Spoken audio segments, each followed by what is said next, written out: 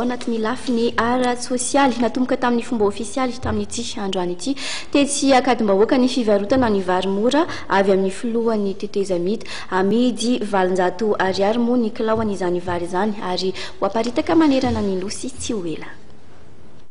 Vary milanja 100 taona no anjarana Antananarivo amin'ilay hetsika vary mora ampitiavana izay natomboka tamin'ny fomba ofisialy androany.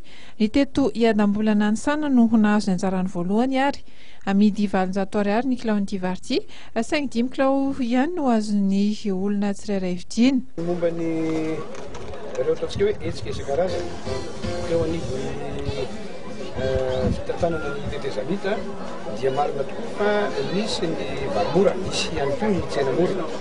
Miato noho ny antony maro samihafa, indrindra antony teo amin'ny fandaminana sy ny famatsiana izay somary nisy korotana kely ary averiko fa izay mihitsy no antony nanovatsika endrika an'ity hetsika faharoa dia ny fampidirana fampandraisana anjara bebe kokoa ireo mpandraharaha matianina eo amin'ny varotra dia everiko fa eo am-panamboarana izany lesiko izany amin'izao fotoana izao tokony andraikitra ary afaka fotoana fohy dia iverina ireo hetsika rehetra eo anivon'ny fiambidina ny tetezamita.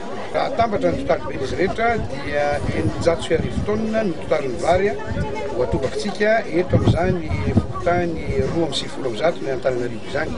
Avy amin'ny filohan'ny tetezamita Andry Rajoelina reto vary varotana amin'ny vidiny mora reto araka ny fanazavana, samy azo ny anjarany kosa ny faritra rehetra manerana nosy ato anatin'ny herinandro vitsivitsy. Ramatoa zany no voalohany ny vidy vary teto Lansana Iadiambola ka atao amin'ilay epicerie atao hoe Manga.